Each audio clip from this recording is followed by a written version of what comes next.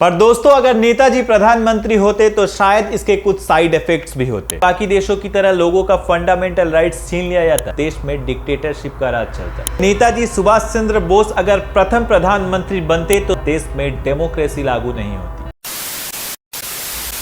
नमस्कार दोस्तों, मैं सुजीत बाय द फैक्ट के एक और वीडियो में आपका स्वागत करता हूं। दोस्तों, आज की वीडियो में हम बात करेंगे एक ऐसे लीडर को लेकर जिनका नाम सुनते ही हर एक भारतीय का रोंगटा खड़ा हो जाता है।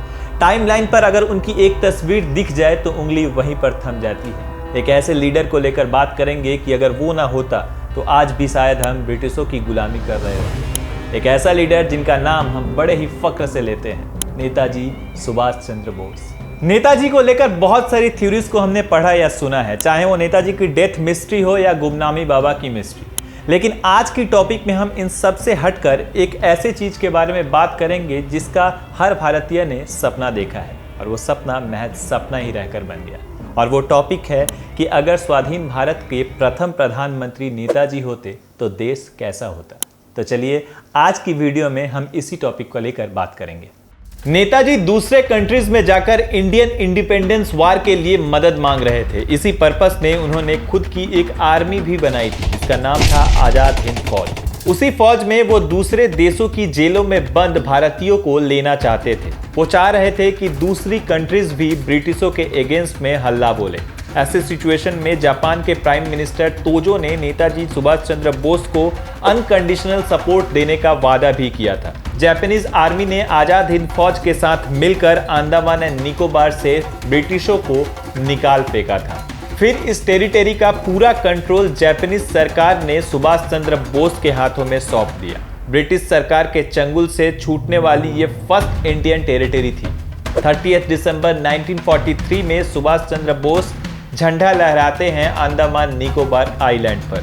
वहीं पर पहली बार आजाद हिंद सरकार बनती है। आजाद हिंद सरकार के प्रेसिडेंट, प्राइम मिनिस्टर और फॉरेन मिनिस्टर नेताजी सुभाष चंद्र बोस खुद ही थे।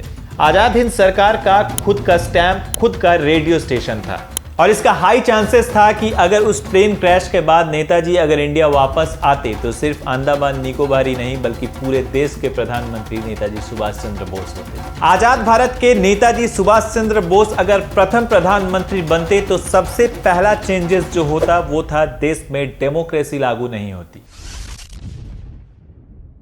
नेताजी सुभाष चंद्र बोस का यह मानना था कि जब कोई देश बहुत सालों तक शासन में रहने के बाद जब आज़ाद होता है तो उसके शुरुआती दौर में उसमें डेमोक्रेसी नहीं होनी चाहिए जब तक उस देश का प्रॉपर कल्चर डिसाइड ना हो। इसलिए नेताजी सुभाष चंद्र बोस का मानना था कि आज़ादी के बाद कम से कम 30 या 35 साल तक इंडिया में मिलिट्री रूल चले ताकि देश में एक प्रॉपर कल्चर स्टैब्लिश किया जा सके। यहाँ पर एक और सवाल आता है कि अगर नेताजी सुभाष चंद्र बोस देश के प्रधानमंत्री बनते और यहाँ पर डेमोक्रेसी नहीं होता तो क्या होता। यहाँ पर भी क्या बाकी देशों की तरह लोगों का फंडामेंटल राइट्स छीन लिया जाता या हिटलर की तरह देश में डिक्टेटरशिप का राज चलता। नहीं, ऐसा कुछ भी नहीं होता। ना ही देश में डिक्टेटरशिप चालू होता और ना ही यहाँ के लोगों से फंडामेंटल राइट्स को छीन लिया जाता। नेताजी सुभाष चंद्र बोस का कहना था कि एक देश को स्ट्रांग बनाने के लिए सबसे पहले उस देश की जड़ को स्ट्रांग बनाना जरूरी है। इसके लिए सबसे पहला स्टेप होना चाहिए स्वास्थ्य और शिक्षा। इसके अलावा नेताजी सुभाष चंद्र बोस का पॉलिटिकल आइडियोलॉजी था कम्युनिज्म। इसीलिए वो नेशनल कांग्रेस से अलग होकर खुद की एक पार्टी भी बनाए थे जिसका नाम था फॉरवर्ड ब्लॉक। नेताजी के प्रधानमंत्री बनते ही देश को एक और बड़ा फायदा होता, वो था फॉरेन रिलेशनशिप। देश आजाद होने के पहले से ही जर्मनी, जापान और चाइना जैसे देशों के साथ पॉलिटिकल कनेक्शन नेताजी का बहुत ज्यादा स्ट्रांग था, और नेताजी अगर प्रधानमंत्री बनते तो इसका सीधा एडवांटेज देश को मिलता। इसके अलावा अगर नेताजी देश के प्रधानमंत्री होते तो चाइना के साथ इंडिया का बॉन्डिंग बहुत अच्छा होता। साल 1938 में वर्ल्ड वार के कारण जब चाइना की हालत बहुत खराब हो गई थी तब चाइना ने इंडियन नेशनल कांग्रेस से मदद मांगी थी। उस वक्त नेशनल कांग्रेस के प्रेसिडेंट थे नेताजी सुभाष चंद्र बोस। नेताजी ने चाइना को मदद का वादा करते हुए पूरे देश से चाइना के लिए फंड कलेक्ट किया। फिर उस कलेक्टेड फंड से 5 डॉक्टरों की एक टीम को चाइना भेजा वहां के लोगों की मदद करने के लिए। इससे चाइना के साथ नेताजी की बॉन्डिंग और भी ज्यादा स्ट्रांग हो गई। वहीं दूसरी तरफ चाइना और नेताजी सुभाष चंद्र बोस का पॉलिटिकल आइडियोलॉजी था कम्युनिज्म। इससे उनका बॉन्डिंग स्ट्रांग होना लाजमी था। अगर नेताजी प्रधानमंत्री बनते तो हम ये उम्मीद कर ही सकते हैं कि 1962 में हुआ इंडो चाइना वार नहीं होता। नेताजी अगर प्रधानमंत्री बनते तो हमें बहुत सारे फायदे देखने को मिलते और इनमें से एक और बड़ा फायदा होता कि कभी इंडिया पाकिस्तान का पार्टीशन नहीं होता। नेताजी सुभाष चंद्र बोस इंडिया को हमेशा से एक धर्मनिरपेक्ष देश बनाना चाहते थे। उनका कहना था कि हर धर्म के लोगों को अपना धर्म चुनने का और उसे मानने का इक्वल स्कोप मिलना चाहिए। इसीलिए उनके आजाद हिंद फौज में मुस्लिम जवानों की संख्या करीब 35 to 40% हुआ करती थी।